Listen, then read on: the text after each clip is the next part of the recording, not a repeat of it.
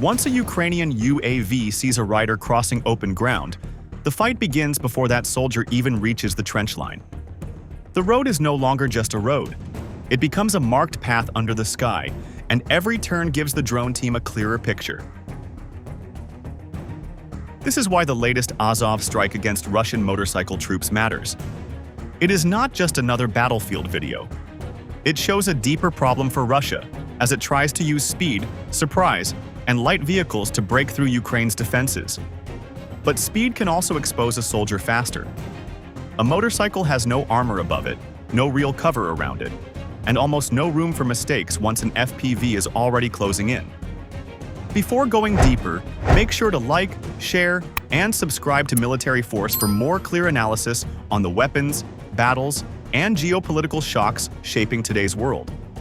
So why is Russia using more motorcycles near the front? And why are Ukraine's FPV teams turning that tactic into a deadly risk?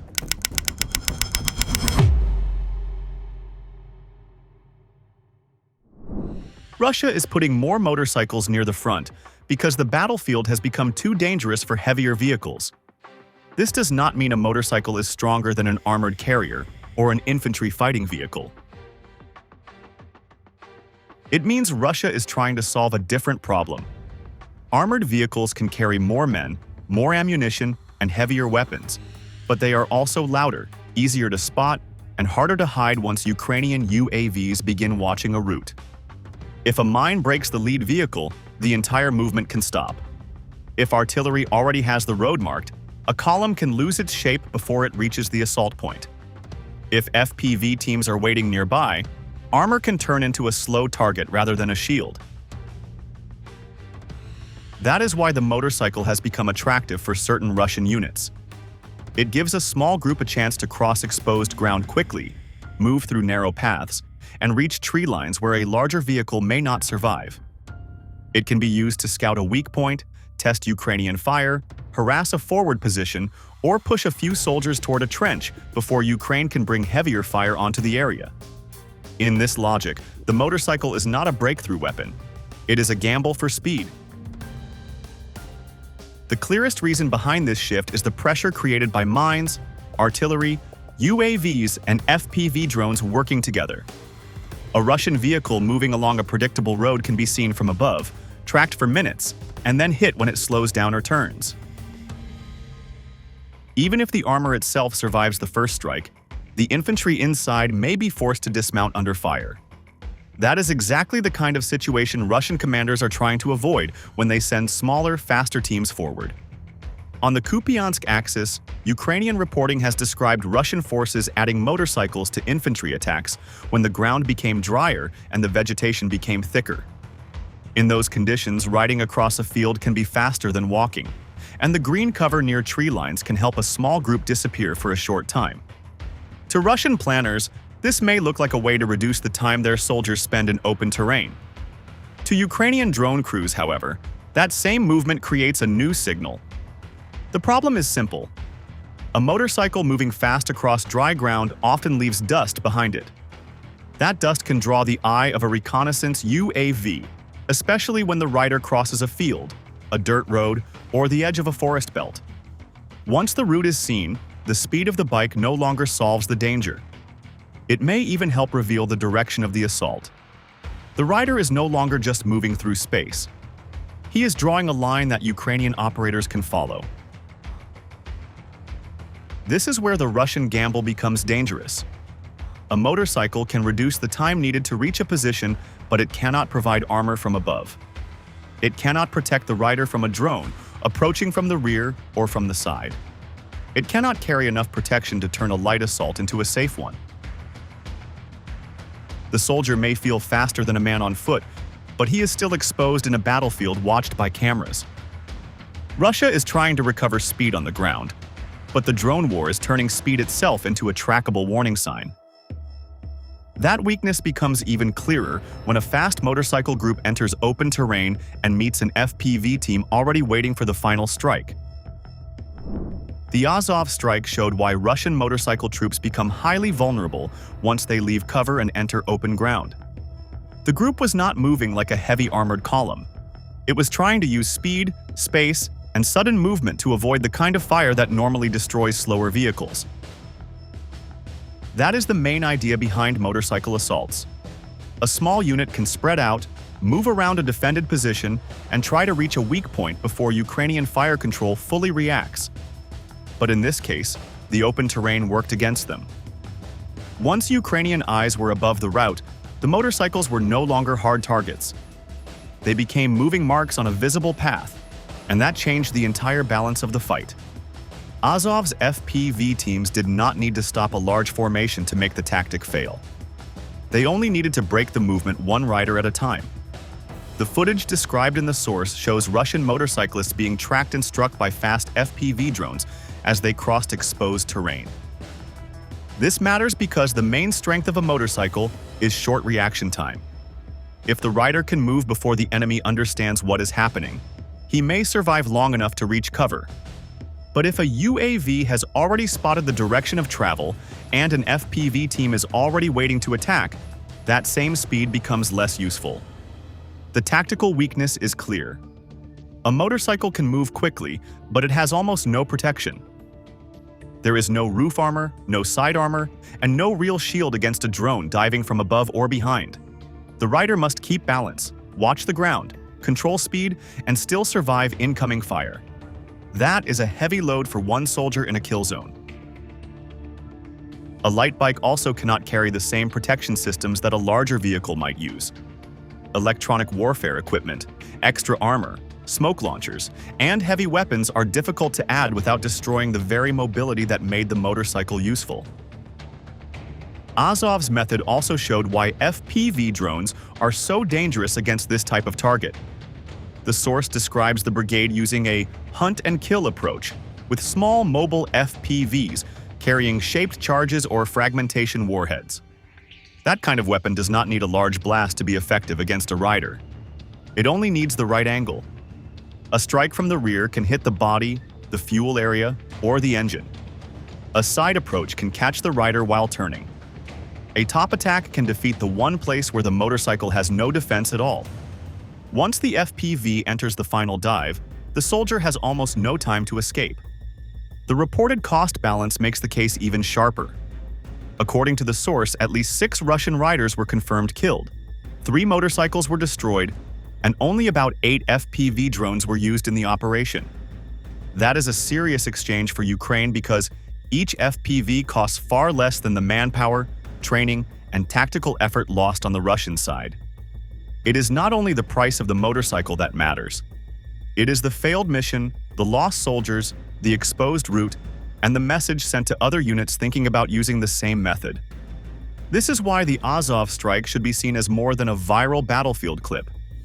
It was a small engagement, but it revealed a wider problem for light Russian mobility.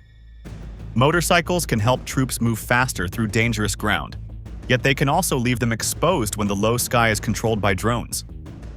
Once that happens, speed no longer creates freedom. It creates a shorter road into Ukrainian fire, and that road leads directly into the next question. Why FPV drones have become such a powerful tool for frontline units?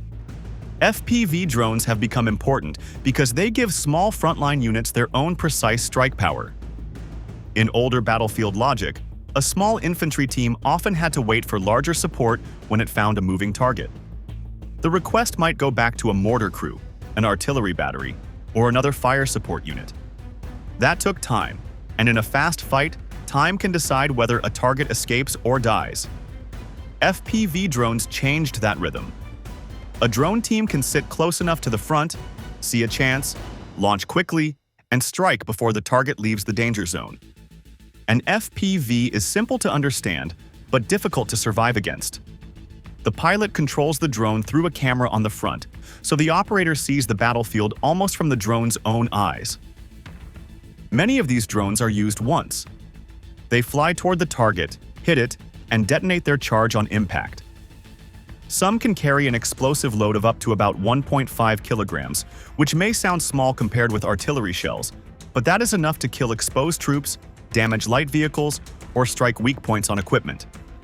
The real value is not only cost, it is control. A mortar shell lands where it is fired. An artillery round follows a calculated path. An FPV can adjust in the final seconds. It can chase a moving vehicle, drop lower behind a tree line, enter a damaged building, or aim for a small opening that heavier fire might miss. That makes it especially useful against targets that appear suddenly and disappear quickly. A motorcycle, a pickup truck, a small infantry group, or a firing position inside a structure can all become reachable for a drone team that reacts fast. This is why FPV drones are changing the power of small units. A team that once had limited weapons can now carry a cheap flying strike system into the fight. The drone may cost far less than the target it destroys, and the operator does not need to expose himself in the same way a soldier with a shoulder-fired weapon might. That matters in Ukraine because many fights are not decided by one massive assault. They are decided by small movements, short windows, and the ability to hit the right target before it can move again. Military analysts have also noted that FPV drones are often seen as cheap and easy to access, but their battlefield use still requires skill. The pilot must understand distance, speed, wind, terrain, and the final angle of attack. A bad approach can waste the drone. A strong electronic warfare signal can break control. A weak battery can limit the flight. Weather can make the camera feed harder to read. So FPV is not magic. It is a tool that becomes deadly when used by trained crews inside a clear tactical plan. That is what makes FPV different from many older weapons at the frontline level. It is not large, expensive, or complex in the traditional sense. It does not need to replace artillery to matter. Its power comes from bringing accurate fire very close to the soldiers who need it, at the exact moment a target appears. Once that strike power is linked with constant reconnaissance from above, the battlefield becomes even more dangerous for any Russian unit trying to move unseen.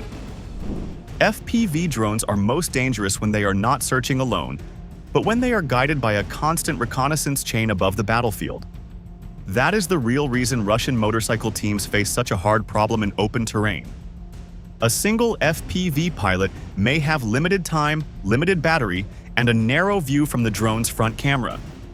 But when a UAV is already watching from higher above, the FPV does not need to waste its flight looking for the target. The target has already been found. The direction has already been read. The attack window has already begun to close. This creates a different kind of battlefield rhythm. A reconnaissance. UAV can see movement across a field, a dirt road, or the edge of a tree line. It can follow the route long enough to understand whether the group is scouting, rushing forward, or trying to slip around a Ukrainian position. Then the information can be passed to a strike team. The FPV enters later, when the target is already moving through a place where turning back is difficult and cover is limited. That is when speed becomes less useful.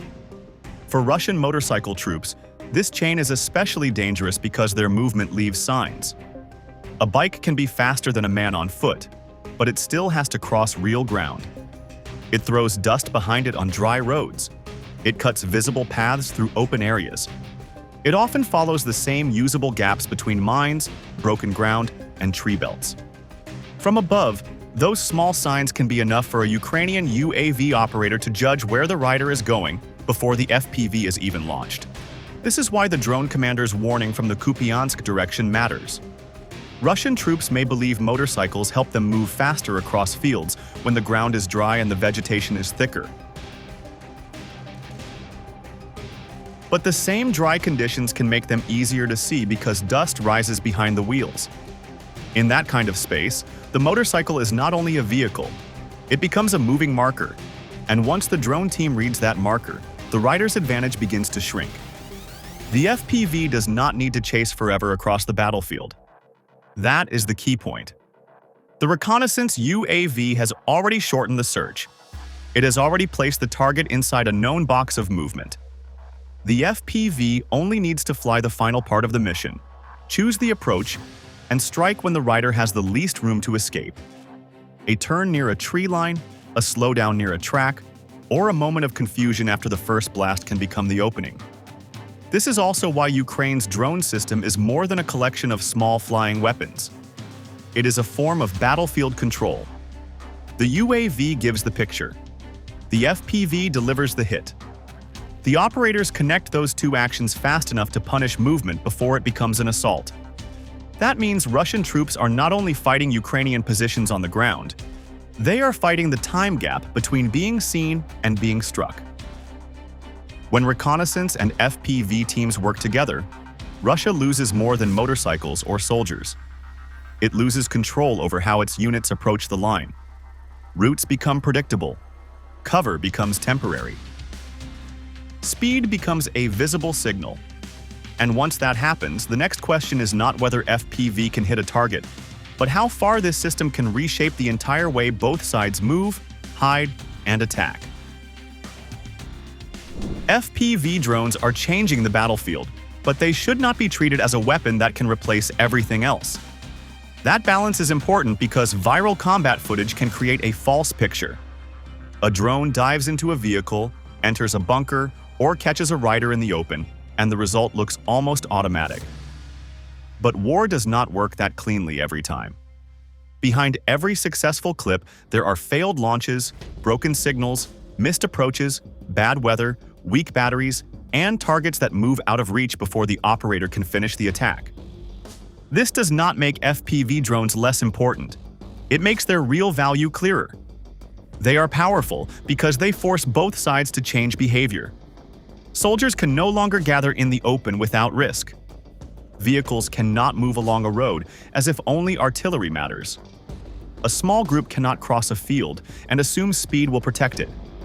Even shelters, trenches, basements, and damaged buildings are no longer safe by default because a skilled drone pilot may find an opening that older weapons could not reach.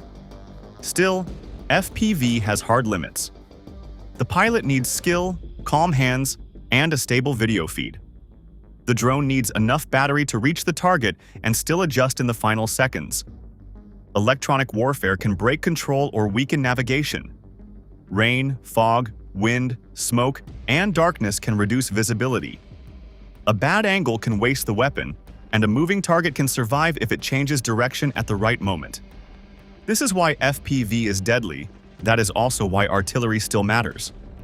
A mortar or artillery shell can hit an area, suppress a trench line, break a defensive position, or force enemy troops to keep their heads down. FPV is better when the target is visible, valuable, and reachable. Artillery is better when the mission is to cover ground, hit a wider zone, or support a larger attack. One system does not erase the other. The stronger force is the side that knows when to use each layer at the right time. The deeper lesson from Ukraine is not that drones have made every older weapon useless. The lesson is that drones have changed how weapons are organized around the soldier. A small unit can now see farther, strike faster, and punish movement in a way that was once reserved for larger formations. That changes command decisions. It changes how troops hide. It changes how vehicles move. It changes how attacks are prepared before the first soldier reaches the line. For Russia, this creates a constant tactical pressure. Every motorcycle team, every light vehicle, and every small assault group must now think about the sky before thinking about the trench ahead. If they move too slowly, artillery and mortars can find them. If they rush across exposed ground, UAVs and FPVs may read the route. If they gather too tightly, one strike can turn a small movement into a visible failure. FPV has not replaced artillery, armor, or infantry, but it has become a critical layer of frontline firepower. Its real impact is not just the explosion at the end of the flight. It is the fear it places on every movement before that strike arrives. And that pressure brings the story back to the larger point of this battle. Russia is still trying to move, probe, and attack, but Ukraine is making even the smallest movement carry a price. The Azov strike against Russian motorcycle troops reveals one hard truth about the war in Ukraine. Speed can help a soldier cross dangerous ground, but it cannot protect him once the sky is already watching. Russia is trying to use motorcycles because heavy armor is easier to see, easier to mine, and easier to stop on roads that Ukraine has studied for months. A lighter vehicle can reach a tree line faster, but it also gives the rider almost no protection from above. Once a UAV detects the movement, the motorcycle no longer looks like a clever shortcut. It becomes a target moving through a marked corridor. That is why FPV drones have become so important. They are not powerful because they are large. They are powerful because they bring accurate fire close to the front line, where small teams can react quickly and punish exposed movement. When a reconnaissance UAV finds the target first, the FPV does not need to search for long. It only needs to finish the strike at the right moment. Still, this war should not be reduced to drone videos alone. FPV is not a magic weapon, and it has not replaced artillery, mortar, armor, or infantry. Its deeper impact is that it changes how every unit must move, hide, gather, and attack. If Russia keeps sending motorcycle teams to probe Ukraine's defenses, Ukraine will keep trying to turn that speed into a weakness. The fastest machine on the ground can still lose to the patient eye above it. Subscribe to Military Force for more clear analysis on the weapons, battles, and geopolitical shocks shaping today's world.